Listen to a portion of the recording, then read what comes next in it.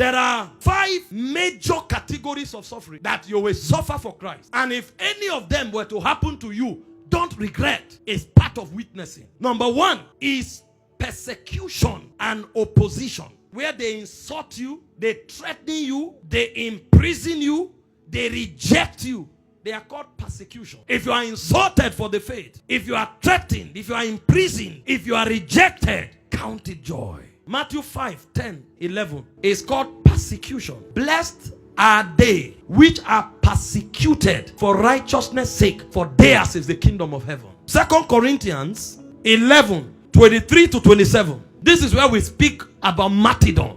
Paul was speaking about other ministers, and he said, are they ministers of Christ? He said, let me speak as a fool. I am more. He said, in labor more abundantly, in stripes above measures, in prison more frequent, in death often. This is witness. He said, of the Jews 5 times I received 40 stripes save one. That's 39. He said, thrice I was beaten with rods. Once I was stoned. Thrice I suffered shipwreck. A night and a day I was in the deep. He fell into the water for a whole night and a day. He said, in journeying often, in peril of water, in peril of robbers, by my own countrymen, by the heathen, in the city, in the wilderness, in the sea, amongst false brethren. The guy knew all the category of suffering.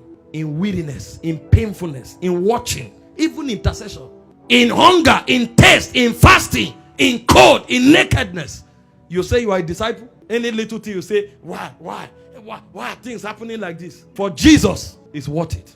It's part of our witness. It's called persecution. Number 3 is emotional and mental suffering. This is where you speak of sorrow, loneliness, anguish for the sake of Jesus and the church. Philippians 2:27, 2 Corinthians 11:28. Paul was speaking about one of his soldiers here who was sick unto death. So there are sorrows, emotional, and then there is social and economic suffering, where you lose possession, where you suffer poverty for the sake of Jesus. Imagine you are in Lagos and God now tells you, go to Gombe, and it calls a village where there's no light. If you are not a witness, you won't go. You know, our missions now, we want to carry the gospel to America. I will, Lord, send me. As you are saying, Lord, send me, you are seeing the map of America. You are seeing the map of England. When God now answers, he will say, go to Mozambique. There's an urgent work to be done. You say no. Satan speaks in these last days. Be careful what you hear. Because you know there will be economic breakdown. It doesn't look like blessing to you. That's why most of us can't be entrusted with much. See, if you want to be a witness, tell yourself, wherever he send me, I will go. The Bible says, so long as you have what to eat, what to wear, and where to lay your head, he said that should be enough for you. Now, if God blesses you, enjoy. The Bible told us God gives us everything richly to enjoy. God is not against living well. But if for the sake of Christ, you need to suffer hunger, suffer it. It's part of your testimony. Finally, type of witness you will suffer is spiritual suffering. That is warfare. The resistance of sin, enduring temptation, and battling principalities and powers. See, there are places you go to and preach Christ because souls are saved. They will shoot arrows at you for a month. Even accidents will be orchestrated.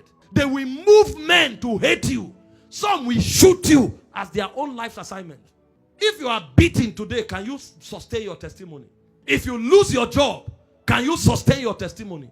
If you were to move from the place of your comfort for the sake of Jesus, can you sustain your testimony?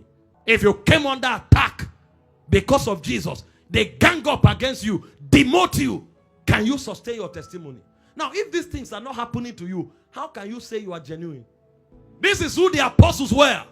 In Acts 5:41, they were glorifying God that they were worthy. This is the like of Stephen. In Acts 7:55-60, stoned, yet he looked up. How can you look up when you are being stoned? Every time you lift up your eyes, a stone can hit you. But he looked at glory.